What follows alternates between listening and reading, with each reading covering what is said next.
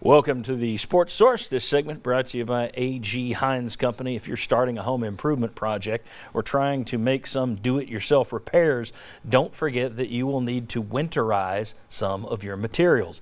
A.G. Hines has the additives, they have the tools, they have the materials, and they have the tips to help you get your job done and get it done right.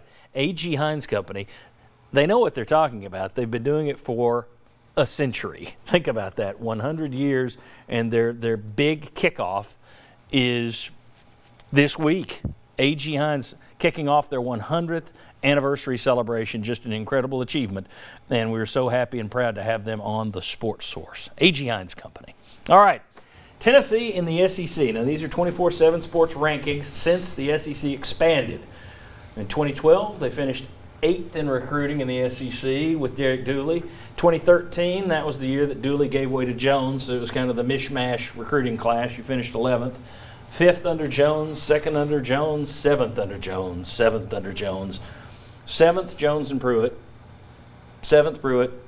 As of right now, 8th, Pruitt. You are behind Alabama, LSU, Texas A&M, Florida, Georgia, Auburn, and South Carolina at the moment. When this crew signed, when this staff came in, part of the selling job was, oh, what a group of recruiters. We're going to win the national title in year one. I remember you saying that, John. I said it just like that. That was the voice I do, yeah. But people did expect top 5 class after top 5 class after top 5 class. You haven't seen that, and it'd take one hell of a finish this week to get anywhere near that. Well, it's not finished this week. Most of it will be finished this week. But is this staff living up to expectations on the recruiting front? They did a good job this year turning the season around, but are they living up to expectations? Let me start with somebody at some other area. If you're saying expectations based on all realistic those players, expectations, I'd say no. I think there was at least top 5 in the SEC expectations for this staff. Not just Jeremy Pruitt, but all of the assistants as well. You're in the middle of the pack. You're trying to make up gap in talent and hit on a higher percentage of those players. Now, it looks like the player development part is working out pretty well, at least in the second part of this year. But you need elite talent and you need to develop elite talent. They still have catching up to do. They're going to lose a lot from this past year.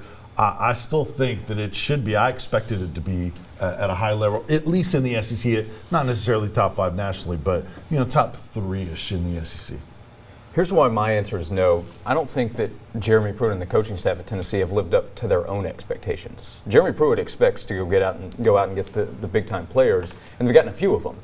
Some of those were just given All SEC and All America honors, but. Going into this year with the 2020 class, Tennessee was expecting to get out to a better start and then to have a better chance at landing guys like Savell Smalls, Noah Sewell, Eric Gilbert, Darnell Washington, who they are still in play with, Raheem Jarrett, and most of those guys, perhaps all of those guys, are going to end up going elsewhere. So they're still getting good players. They're going to have a good class, but I don't think Tennessee has lived up to the expectation Jeremy Pruitt has in recruiting. Robert? No, I don't think they've lived up to it because, as you said, that was the sales pitch. To Vince's point, they look like better developers than Butch Jones. So you can take, as you can see, their rankings are very similar in the SEC. So I think this group of coaches could take the same kind of guys and get a little bit farther. But I think by this time, and we've always talked about recruiting and the stars, it's a roadmap, not a GPS. Yeah, it's a compass. Yeah, give you a direction. But at the same time, if you keep looking at the schools that every year are in that top 5 and top 10 of recruiting, they're the ones that are also in the top 10 nationally at the end of the season. So I think that is important. And I would have thought that this group of coaches would have done better to this point and jumped into at least the top 5 of the SEC. Well, and before I get David's answer, I would just say if you're giving me the option of a coach that can always get a top 10 class but can't coach them up, or a coach that stays in the top 20 and does coach them up, I'll take the guy who can coach it up. I would much rather have a guy who can say, if you get the top 10, great, and if you don't, I'll be all right. Steve Spurrier was one of those guys. Gary Pinkel at Missouri was one of those guys. They get 2 and 3-star guys. A great example of guys that never had fantastic recruiting. They get 2 and 3-star guys, and the guy won 2 SEC East titles. To me, I would rather have a guy who can develop it. But that wasn't the sales pitch on this guy, on this staff. This staff was supposed to be the end-all, be-all, sign-them-up class and recruiting class. So far, I haven't seen them do that. David, are we all wet, or do you think they aren't meeting expectations? I think it's fair. I think the only thing I would add is I think when you get into those classes ranked 1 through 5, where you're having half your class is 5 stars, those are like elite classes. I think when you get to like 6 to 15 range, where Tennessee's kind of lived, they're not as big of a gap. I think you'd like to certainly. I think you talk about you want this or that. I think obviously Tennessee fans would like both. They want the guy. Of course, they want the guy who gets the top 3 classes and recruits them both. And I don't know most that they've coaches shown would that tell yet. you they'd rather get it's the Jimmies and Joes, Yeah. not the X's and O's. I just think that's bull in some cases. Give me somebody who can do both.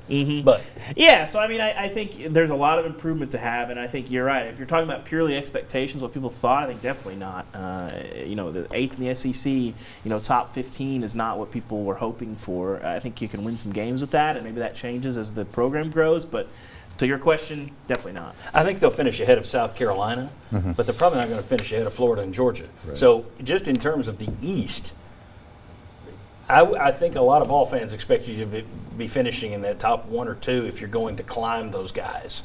Now, maybe it won't take that. Maybe they coach them up and get there anyway. But so far, I think that's one area you'd have to say, well, they haven't lived up to expectations. Okay, very good. We'll have you guys back in a moment. Next, Tennessee takes a road trip to Cincinnati. Typically, that's a tough trip to go to Cincinnati.